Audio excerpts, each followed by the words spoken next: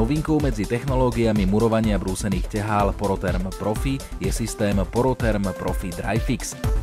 Namiesto malty pre tenké škáry sa tehly pevne spájajú pomocou murovacej peny Dryfix Extra, určenej špeciálne pre brúsené tehly. Technológia murovania na penu Dryfix Extra je nielen rýchla a jednoduchá, ale je možné ju aplikovať aj v zimnom období do teploty prostredia až -5 stupňov Celzia.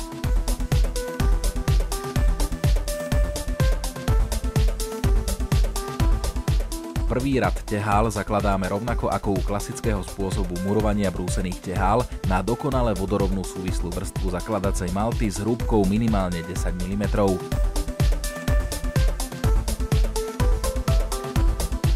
Pri nanášaní zakladacieho maltového lôžka nám pomôže nivelačný prístroj s latou a nivelačná súprava.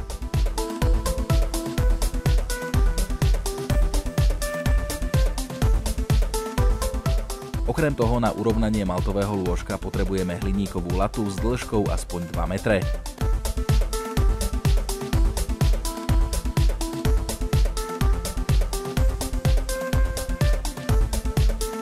Správne založenie prvého radu tehál je veľmi dôležité.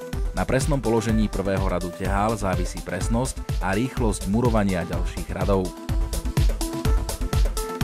Počnúc druhým radom murujeme na penu Dryfix Extra, ktorá sa na stavbu dodáva spolu s tehlami.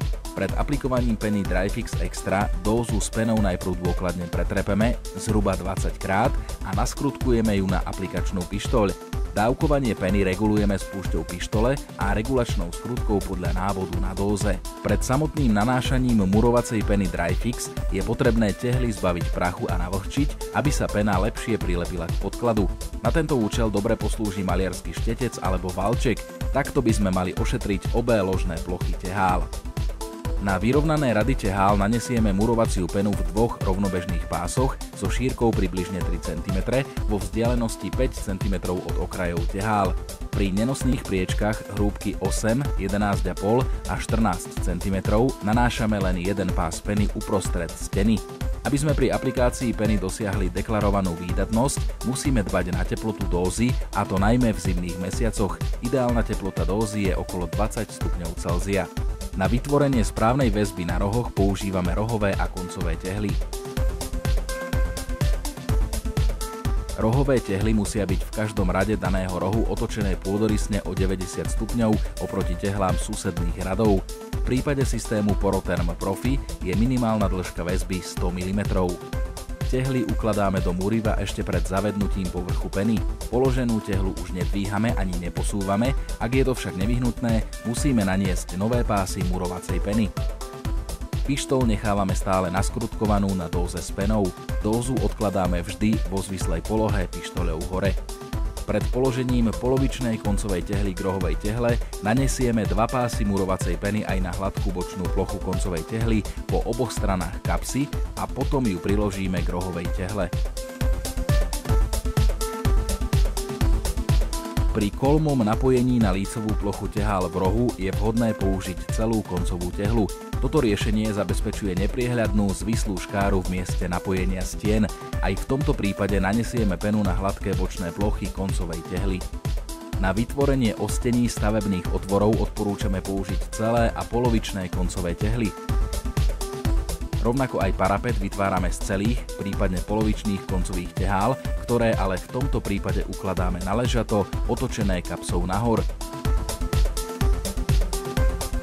Tu je vhodné naniesť penu aj na zvislé spoje a tehly následne prikladať k sebe. Na napojenie vnútorných nosných stien a priečok je vhodné použiť stenové spony z nerezovej ocele. V mieste uloženia spony najprv jemne vybrúsime drážku diamantovým pilníkom, aby nedochádzalo k nadvihnutiu tehál v ďalšom rade, a po odstránení vzniknutého prachu kotvu položíme do peny Dryfix Extra.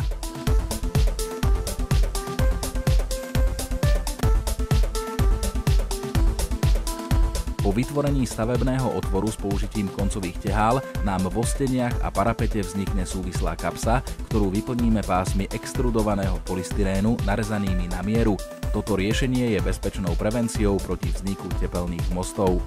Systém Porotherm Profi Dry Fix je kedykoľvek pripravený na okamžité použitie.